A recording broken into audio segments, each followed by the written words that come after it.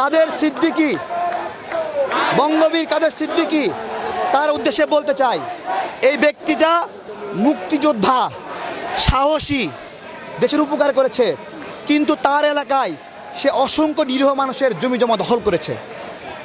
বিশ্বাস হয় না? আপনি যান কালিহাতিতে, দেখবেন একটা জমি সাধারণ মানুষের নাই, সব কিছু তার। সে কি এমন ব্যবসা করছে সব জমি তার হয়ে গেল? বলেন বলেন। শুধু তাই না, আরেকটা আছে ওইদিকে ফারাজ করিমের বাবা। ফারাজ করিমের বাপ পা থেকে মাথা পর্যন্ত একজন যুদ্ধাপরাধী এবং রাজাকার ছিল। সেই ব্যক্তিকে শেখ হাসিনা আপনার হলো মুক্তিযোদ্ধার কার্ড দিয়া নির্বাচন করাইছে এবং ওইখানের মুক্তিযোদ্ধারা তার বিরুদ্ধে করেছে। শেখ হাসিনা রাজাকার খোঁজে নাগরিকদের মধ্যে, কিন্তু নিজের ঘরে রাজাকার ঢুকিয়েছে, নিজের মেয়েকে রাজাকারের নাতির সঙ্গে বিয়ে দিয়েছে। এইসব কথা বলতে গেলে মানে তুমি করলে কুরু কুরু আর আমরা করলে মাকরু, তাই না? আমরা মাকরু করছি যে আমরা খারাপ কাজ করছি, তাই না? বাংলাদেশের নাগরিকরা এই রাজাকার যুদ্ধ থেকে বের হয়ে গেছে। এখন থেকে বিএনপি রাজনীতি করবে, জামাত শিবির রাজনীতি করবে, যদি বৈষম্য বিরোধী ছাত্র আন্দোলন তারা যদি রাজনীতি দল করতে চায় তারাও করবে। আমি এমন একটা বাংলাদেশ চাই যে বাংলাদেশে আমি এখন ডক্টর ইউনূসেরও সমালোচনা করতে চাই। আমি চাই এইরকম একটা বাংলাদেশই তৈরি হোক। সমালোচনা না করলে মানুষ আস্তে আস্তে দৈত্যে রূপান্তরিত হয়। প্রত্যেকটা মানুষ ভালো, কিন্তু সুযোগ পেলে প্রত্যেকটা মানুষ জায়গায় খারাপ হয়ে যায়। আমাদেরকে দেখে রাখতে হবে, পাহারা দিয়ে রাখতে হবে, যাতে করে একটা সুন্দর নির্বাচনের পরিবেশ তৈরি হয় এবং জনগণের যে দীর্ঘদিনের 15 বছরের মনের আকাঙ্ক্ষা একটা ভোট আমরা যুবকরা দিতে পারি নাই, এখনও দিতে পারছি না, সামনে 2-3 বছর দিতে পারবো কিনা সেই গ্যারান্টিও নাই, কোনো গ্যারান্টি নাই। আমরা চাই সকল কাজ, সংস্কারের কাজ শেষ হোক।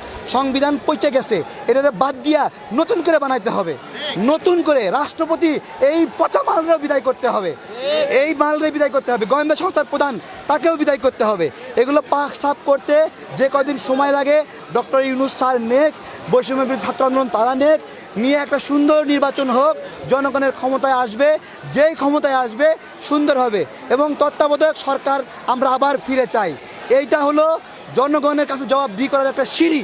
হাসিনা এই সিঁড়ি দিয়ে ক্ষমতায় এসে এই সিঁড়ি ভেঙে ফেলেছে, যেন আর কেউ ক্ষমতায় আসতে পারে।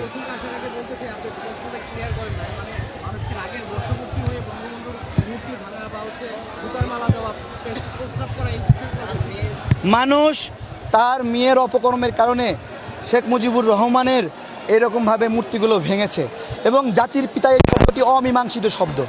যেই অমীমাংসিত শব্দে সংসদে শেখ হাসিনার সংখ্যাগরিষ্ঠতা ছিল এবং সেই সংখ্যাগরিষ্ঠতা নিয়ে তারা হলো পাশ করে ফেলছে শেখ মুজিবুর রহমান জাতির পিতা। জাতির পিতা এই শব্দটি সকল রাজনৈতিক দলের ম্যান্ডেট না। জাতির পিতা বানানোর জন্য গণশুনানি বা গণভোট হয়নি, তাই একজন জাতির পিতা হবে কিনা জনমত নেওয়া হয় নাই। শুধুমাত্র আওয়ামী লীগের একদলীয় সিদ্ধান্ত ছিল জাতির পিতা। আপনি যে বঙ্গবন্ধু বলছেন এইটাও আমি বলছি, এই শব্দগুলো বলতাম। আমাদের ভাইদেরকে যেভাবে মেরেছে এই বলার আর মান থাকে না। ভাস্কর্য ভেঙেছে, যথেষ্ট ভালো করেছে। সেনাবাহিনী ভেঙেছে, আমরা দেখেছি। সেনাবাহিনীকে স্যালুট জানাই। সেনাবাহিনীর উপর অনেক রাগ ক্ষোভ ছিল, এটা দেখার পরে আমাদের সব রাগ ক্ষোভ পানিতে মিশে গেছে। বাংলাদেশে কোনো ব্যক্তিকে এভাবে আর পূজা করা না হোক। পূজা করতে করতে এই লোকের পদত্যাগ দিছে, সবাই শুনছেন তো, আপনারা দেখেছেন যে একজন ব্যক্তিকে পূজা করতে করতে এরকম একটা অবস্থা। আমাদের এই স্পষ্ট কথা, বেশ কিছু রাজনৈতিক ক্ষেত্রে সমঝোতা ছিল। এক ব্যক্তি 2বার প্রধানমন্ত্রী হতে পারবে না। এই জায়গাটাতে পূর্বে যারা ছিল দরকার হলে তারা আরও 2বার সুযোগ পাবে, কিন্তু 2বারের পরে আর পাবে না। এটা কনফার্ম আমরা করতে চাই। এটা যদি হয় তাহলে একজন ব্যক্তিকে যে পূজা করার টেন্ডেন্সি, এটা থেকে আমরা বাঁচবো। ধরেন বিএনপি 3বার ক্ষমতা থাকুক, বাট একজন ব্যক্তি 2বার প্রধানমন্ত্রী না হোক, এইটা। বা আওয়ামী লীগ থাকুক, আওয়ামী লীগ একটা রাজনৈতিক দল তো বিলুপ্ত হয়ে যাবে না, আমরা যতই বলি ঘুরে ফিরে এটা আবার আসবে। কিন্তু শেখ হাসিনারও বিচার হতে হবে। শেখ হাসিনা এখানে যে হত্যা করেছে, হত্যার বিচার হবে। দরকার হলে আমার নাতিপুতিকে আবার একসময় প্রধানমন্ত্রী হবে হোক, কিন্তু শেখ হাসিনার বিচার আমরা নিশ্চিত করবো ইনশাল্লাহ। প্রশ্ন করতে চাই, সজীব ওয়াজেদ জয় গতকালকে ডিডব্লিউতে বলেছে যেই মুহূর্তে অন্তর্বর্তীকালীন সরকার নির্বাচনের সিদ্ধান্ত নিবে শেখ হাসিনা দেশে ফিরবেন, প্রয়োজনে রাজনীতিতে আমিও দেশে দেশে ফিরে আসবে এবং একই সাথে উনি আরো বলেছেন আসুক আসুক সজীব ওয়াজেদ, তুমি আসো তোমার মারে নিয়ে আসো, আমরা ফুল দিয়ে বরণ করব। আমরা জবা ফুল, শিউলি ফুল, চামেলি ফুল, বাংলাদেশে যত রকমের ফুল আছে তোমার আশেপাশে ফুল দিয়ে ভরা দেব, ফুল দিয়ে চাপা দিয়ে তোমাদেরকে ওইখানে কবর রচনা করবো আমরা।